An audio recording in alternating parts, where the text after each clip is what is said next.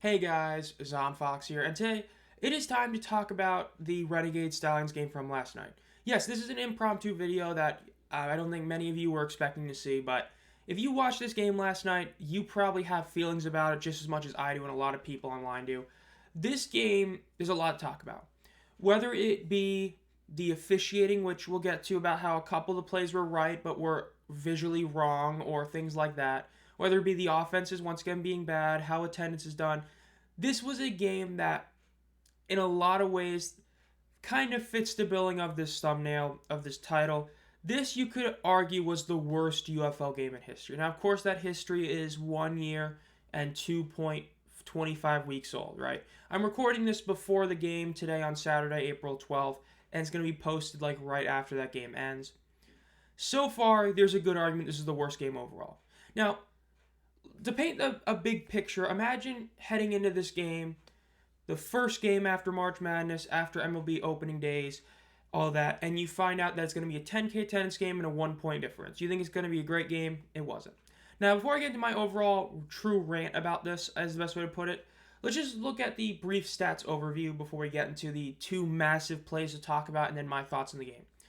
Statistically, Birmingham put up 300 yards of offense, though a lot of it was that they had, a final touchdown drive at the very end of the game to kind of pad their stats. Matt Corral was jokingly basically Jameis Winston. He was just throwing the ball like 10 yards deep every throw, and I mean, at least there was a lot of 20-yarders. The offenses could not score in the red zone. It was combined 0-5 red zone inefficiency. Penalties were a lot. Arlington may have only had 4, but a couple of them were pretty big, but mainly Birmingham had 10 penalties, and you felt pretty much all of them. Except Arlington's offense couldn't do anything with said penalties. This was another defensive game. The Stallions ended up having like 7 TFLs. It was just ugly football and offense. Perez had a game that statistically was insanely mediocre, but when you compare it to everybody else this year, is incredibly good. Yes, a near 70 completion percentage, I've always said, is a great number. But sub 10 yards per completion is low passing yards per completion. And that's what he had. Again, overall, when you count the sacks, especially that big 10-yard one he took, only ended up having sub 180 yards passing, not great. Matt Corral, again, evaded sacks. He's been able to be well in that. Ground game was once again just completely inefficient for him. Renegades, once again, you had a couple big plays here and there, but overall, again, just inefficient running the ball. So, those are the stats. Again, it was a shutout in the first half. Then the second half, Arlington could just never score. Birmingham did just enough to get a touchdown and a field goal, scored the extra point, and won the game. But of course, you have the two big asterisks. Now, the first one that happened was the fumble. So Sal Cannella fumbled again, and they called it on the field. It was Birmingham's ball. Now, in the initial viewing, you would imagine it was out of bounds or touched by a player out of bounds just because of how many guys were there. They called it in and a fumble and a recovery by the Stallions. And they reviewed it, but the review was really short, and they ended up keeping it the Birmingham's ball. Though if you look at the other angles of this replay and you kind of stop it here and there, just do a start, stop, it looks pretty clear that he was out of bounds when the ball got touched. Remember, it's not about possession. If you touched the ball while you were out of bounds, it's constituted as an out of bounds ball. So I've seen some people say that, the guy that recovered the ball was inbounds. That may be true, but that doesn't matter. If the ball was touched by a player out of bounds, that's what matters. It looked like it was. Now, the other big one, and this is the one that was very controversial because of how technically it might be right, technically it is wrong. We'll talk about that in a second. The false start. So Matt Corral throws an interception, 4th and 6, game over, except they review it, and it is a false start, and I'll play the audio for you for this clip here. So we're going to put a false start on Birmingham. Okay, so we have no play. We're going to have to reset the clock back to 149. Correct. So what this ends up happening is they get a free redo, right? They now know what the defense is going to do or what they were going to do, and they get a free redo. Yes, they lose 5 yards, but at this point, that really doesn't matter, and then they end up converting it, and they score a touchdown to win the game with the extra point. So, what are my thoughts on this game, and why do I think it's the worst ever in the UFL, arguably? Look, the Stallions, Roughnecks from last year, that blowout, the shutout in the championship, there's a couple games that you can argue were the worst UFL game, but this is definitely in the bottom 3. This is a game that was supposed to be a good one, and it wasn't. Look, it's one thing to say, oh, it was two great defenses. This was another instance of offenses being bad. Let's just not even talk about the two controversial plays for a second. This year so far, through 2 weeks and one game, the offenses have been putrid. Okay? Last year, you had multiple 40-point games, and not every, but almost every game had at least 30 points. This year, we're struggling to even hit like 20 points a game, right? The Roughnecks and Brahmas haven't even put up 10 points. Maybe that changed. Maybe the Roughnecks put up 10 points before this video comes out. But again, when I'm recording this, the morning before the Roughnecks Showboats game, the Roughnecks and Brahmas have not even put up double digits yet. The Renegades, they did in week 1, they didn't in week 2, they did, but it was barely in week 2, and they just missed it this week. Not being able to put up even 20 points is insane. DC's offense looks putrid.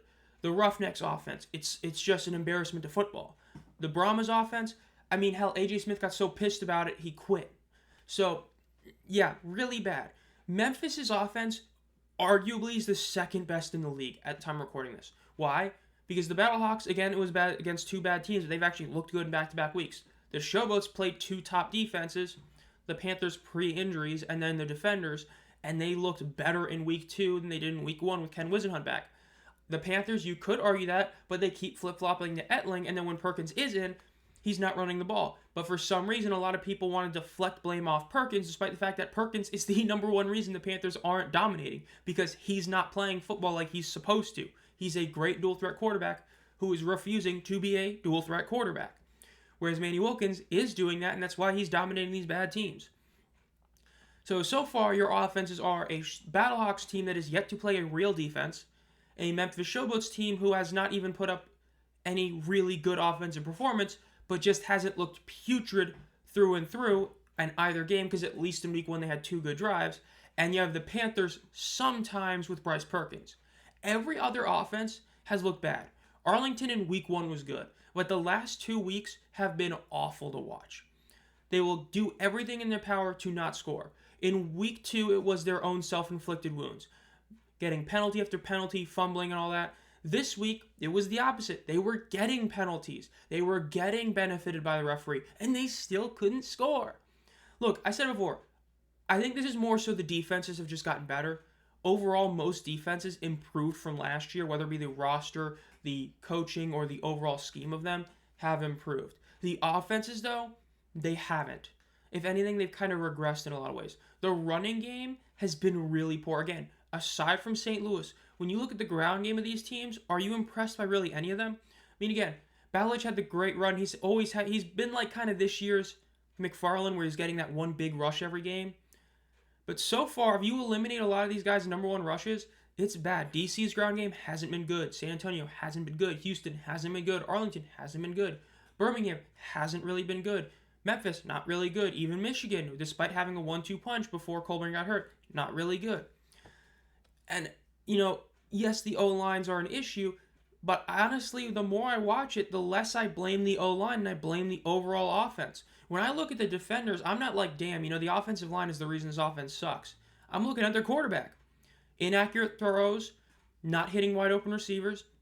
The Roughnecks, quarterback not hitting wide open receivers, not making good reads, not making good decisions. Again, for how much people wanted to trash Matt Corral yesterday, he proved once again why he's a better quarterback for this team right now than Magoo was. Because he's throwing the ball away quickly. He knows how to do that kind of style of quarterbacking, hence why he didn't get sacked against a really solid pass rush by the Arlington Renegades. So when you see that, it makes it even more aggravating. Look, I said it in my live stream. Some of these quarterbacks need to change, and some of them shouldn't have ever come back. Te'amu still being the starter for DC is insane. Last year, week 9, Jalen McClendon should have been the starting quarterback. Should have been announced early on in the week he's the starter, and he should have started those last 2 games. He didn't. Te'amu did.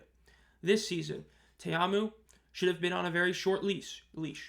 Through 2 games, he has done nothing. He has been a wildly inaccurate passer and just hasn't looked good. Yet for some reason, he's still the starter, and there's not even like an inkling of, he might be benched. I mean, could you imagine telling somebody before the season that E.J. Perry would arguably be the 3rd best quarterback right now? I mean, seriously, you can make that case pretty easily, right? Manny Wilkins, Perez, maybe Perkins, and Etling. 4 best quarterbacks right now. And again, Perkins is a massive question mark because, again, once you eliminate the first week, that second week was pretty rough on him. So, and hell, even Perez hasn't been his normal self. Again, he's still been a very accurate passer, but he's not, throwing the ball the same he was last year. Last year, he was what people thought McCarron was going to be, which is this deep shot passer who was great. This year, it hasn't been that way. So, quarterbacking has just been bad, and this game really exemplified it. Because this is supposed to be 2 of your top teams, your defending 3-time champion against your 2 years ago champion and end of season really good team, the Renegades, and it was a bad game. Now, that's about the football part of it. Because the football part of it, this just exemplified a problem that's been going on this year, and that's just low-scoring games. Like, look, we all hate talking about the betting all the time, but you have to talk about the over-under here. When the over-under for a lot of these games is becoming like 35, and it's not even close to hitting the over-under, there's a problem. When pretty much, I think, all but 1, maybe 2, I think it's all but 1 game so far this season have hit the under, there's a problem. Especially when you consider the fact that the only game this season to hit 40 points was the Renegades Brahmas, and that's only because the Brahmas just happened to put up enough points to match the Renegades like 31 or 32 they had. Kind of an asterisk there, if we're being honest, in regards to hitting over 40 points. Whereas last year's season opener between the Renegades and Stallions was like 27-14. It was over 40 points. Yet so far we've had 1 game that barely hit it, and then we've barely had any other games even hit 30 points. I mean, let alone 40, but 30, we're barely having any hit that. And now we're seeing games struggle to break 20. It's one thing to hit 20, but to break 20, I mean, like, man, the Roughnecks Renegades didn't get past 20, ended at 20, it was like 11-9. This game, 9-10, sub 20-point game. And it's rough. This game really exemplified how poor the offenses have been this year. Now, the attendance. The attendance is just something that everybody's going to keep complaining about. Whether it be, no matter how good the numbers are, how bad the numbers are, it's going to be, people aren't in the stands. It doesn't look good. It's to the point where it's like everybody's being super pessimistic about it. Again, we can only go by the distributed numbers. That's how we've always been. Spring football, it's always been that way. People want to act like it has it. It's always been that way. That's how every sports league does it. It is by tickets distributed. When you see a WWE show or you see an NFL game and you say it's a sold-out crowd and then you see a bunch of empty seats, it's because they technically did sell out. They just sold the tickets, but people didn't show up. So again, this number that we had, this 10K number, was objectively a good number. Because last year, if you eliminate their one St. Louis game, which is the AJ McCarron game, this beats their average attendance. In fact, even with that, it still almost matched it. But people are going to complain about it. But now let's get to the meat and potatoes, the one part that most of you probably want to talk about, the officiating. The DPIs early on, I think were all completely fine. There was the one where he pushed up the face mask, one where he grabbed him from behind. There was one other one. Those were all legit penalties. The OPI on, I believe, Jordan Thomas, I thought that was debatable. I thought that was pretty much hands fighting by both of them. It seemed like a little pulling by the defender and then pushing by Thomas. Shouldn't have been called. Overall, though, the big 2 plays, the fumble and the false start. Technically speaking, the false start was correct. Technically. For how much I think a lot of people hate hearing that, objectively, it was called the way it's supposed to. Within 5 minutes of the game, any obvious plays reviewed. We all saw that it was a false start. It was obvious from a mile away. The issue, you let the play happen and called it as a play. Corral did throw a pass. It did get intercepted. It was called an interception. This isn't like, you did it and you blew it halfway dead. You did the full play. So the full play happened. Then you went back, reviewed it, and because it was a pre-snap penalty, and I'm doing this because, again, it was never called, so you're calling a pre-snap penalty that makes the play invalid, but the play happened, right? This is borderline on the level of that Raiders-Bengals game where the whistle was blown, and it was obviously blown before the ball was caught in the end zone, and the defenders kind of stopped moving, and then it was caught for a touchdown. It doesn't matter that he was probably still going to catch it. The whistle was blown before it was caught. It shouldn't have been a touchdown, but it was. It's that kind of feeling here. Yes, players didn't move because they thought it was a false start, but it never happened. Again, until the whistle is blown, you're supposed to play. That's what is always ingrained in people from Pee Wee to the pros. The whistle wasn't blown. They should have played. That's on those players on both teams that didn't do anything. The play happened. So then you have it happen, then go back and act like it didn't exist. It's like when you go back and review a play after another play's happened. We already saw what happened after the play you reviewed, so you're not supposed to review it. Again, technically speaking, you're allowed to. Technically speaking, it's correct. But in this scenario, the Renegades should have been able to decline the penalty and keep the resulting of the play. When you see an illegal formation play and the ball gets snapped and they do the play out, it doesn't matter what the offense does. They're still going to lose yardage. They might think it's a defensive penalty because the flag was thrown and the play kept going on. They do a 10-yard pass, the defense says, well, we made a mistake, but we're going to accept the penalty, lose 5 yards, replay the down. In this scenario, that's how it should be called. It should be called like an illegal formation penalty. Like a false start that the play isn't blown dead for. If the play is not blown dead, it happened. So you're supposed to accept or decline that penalty. Just because it's a pre-snap penalty doesn't mean you just go back. Because it has to be called and then blown dead, or else it wasn't a true pre-snap penalty. It was, but it wasn't. Like illegal formation penalties. Like illegal motion penalties, right? Like, a tight end illegally being behind somebody. So yes, while technically it might be correct, it was executed in a way that was wrong. And I'm going to go on the record and say that they should have been able to decline it. Arlington, they should have. The fact that you let the play happen and then did that is what the issue is. Because you're setting a very bad precedent. Because you're setting this potential where you can do these borderline false starts as a potential part of your game plan, as it might work because now you see what the defense does, so now your next attempt is going to be easier because you at least knew what they were going to do. It was bad. It was bad. Again, it was technically the right call, but the more you look into it, the more you realize that it might have just been a wrong way of executing, and this rule should be changed. If you let the play happen, it does not matter if it was pre-snap. If the play fully happened, which is what happened, it wasn't, it was going and then they blew it dead. They played the whole play. That means it's over. If there's a penalty, it has to be about that play. So, Arlington got screwed there. The fumble. I said it when I initially watched the replay. I said it when I first saw it, and I saw it in the end. That was clearly an out-of-bounds ball. It was clear that it was touched by a player, was out of bounds. Touching guy was out of bounds. He was out of bounds. It looked pretty obvious. The way it was reviewed was poor. It was shown at like one angle in a semi-slow but not super slow motion, and it was done within like less than a minute. This kind of review should have taken a while. This is a very key fumble, and instead it was done super quick, and of course Renegades lose the ball on a drive because of Salcanella fumble that was debatable. Again, week one was of course debatable in the sense that, did he fully get knocked out, so does it really constitute his fault kind of deal, but this one should have been Renegades ball. Like, here's the issue with this. Aside from the more football, okay, so eliminate that from your mind, right, on why people watch this league. The number one reason, aside from just watching football, that people watch this league is because of the officiating. To escape the NFL officiating and how bad the NFL officiating is. This game felt like an NFL officiated game. This felt like a game during the season that would have been a Chiefs game, as people would call it. This felt like there was an agenda. When you have that fumble and that false start the way it was, you get that feeling that this was kind of a narrative-driven decision, right? You get the feeling. Think about it like this. The context of this game. The USFL is 0-4 against the XFL so far. Spring football fans hate when a team has a losing record and makes the playoffs. The Stallions are all but a lock to make the playoffs because of the Panthers' injuries and the Showboats starting 0-2 when the Roughnecks existed. So they would be 1-2 but would still be the favorites to win the division.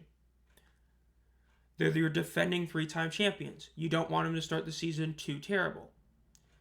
You don't want them to only put up 3 points in their opening home game, which is also their championship night, to unveil their banner from last season. You starting to pick up what I'm throwing down. You have that feeling that this was a narrative-driven decision to keep the fumble for Birmingham. You get that feeling that the false start was because of that. Again, I'm not denying that it wasn't an obvious penalty. We all agree on that. But you still let the play go out.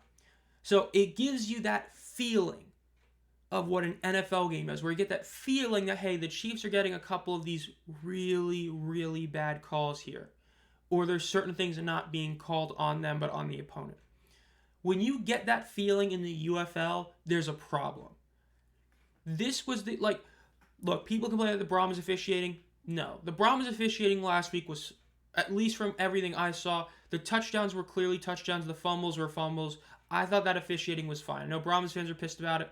Every replay I saw looked exactly like what the call ended up being. This game, no. This game wasn't. That fumble should not have gone to Birmingham, and it was bad. Again, and back to the narrative point, you had the USFL guy on the USFL network do this call as well, just to create even more of that alleged potential collusion. It was bad. Like, seriously, this is one of those games where it was bad football, right? Because it wasn't even just, oh, it was great defense. No, because, I mean, Matt Corral was legit just throwing that ball. He was just heaving it. He was doing what Defenders fans 2 weeks ago tried to copium believe that what Teamu was doing, which is just throw it deep. That's what Corral actually did. He just threw it every time. The offense and the Renegades didn't play well. This wasn't a defensive clinic. This was an offensive ineptitude performance by two teams that just so happened to have two good defenses as well. It wasn't a good watch. Then you add in the penalties, 14 total penalties, not great. You add in everything else, this was a rough watch. This was a rough one. When I'm doing a live play-by-play, and I'm hitting the highest consistent viewers I've had all stream when the game is over, just because I'm talking about the ending of this game, there's a problem. Because that shows that a lot of people are very confused and upset about what happened. Look, Stallions fans are going to try and act like this was all perfectly done, all the calls were made correctly. Fumble should have been Arlington's. The false start, while it may have technically deserved to be called what it was, in practice, it should have been Arlington's ball. Because in practice, you let the play go fully. Then you reviewed it.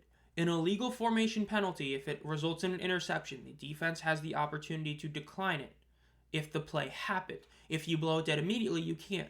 But if you let the play happen and there's an offensive penalty like offensive holding, the play isn't blown dead by offensive holding. You don't know for sure it's offensive holding. So if a whistle isn't blown, the play's still going. That means that once the play is done, the penalty has to be based on that. It was bad. It was bad. That's what it was. This was a really rough watch. It left a very bad taste in everyone's mouth. Because the officiating wasn't good in this game. It was the first time you can really say that about the UFL. The officiating was not good in this game. The reviews were questionable. It was not great. It just wasn't. I mean, not much really said. Offensive ineptitude. This game didn't deserve to have a legit touchdown like it did. It really didn't. Because, I mean, like, the Stallions touchdown at the very end of the game. I mean, like, dude, this game was almost identical to the Houston-Arlington game, but with a team that wasn't Houston involved, which makes it even worse. Because at least with Houston, like, we've come to expect Houston to just be, dog water. But the Stallions Renegades, we thought it was going to be a good game. It really wasn't. Again, so far this season, DC Memphis was a great game. Michigan Memphis and Michigan Birmingham were both good games. Pretty much every other game has been pretty bad and pretty tough to watch.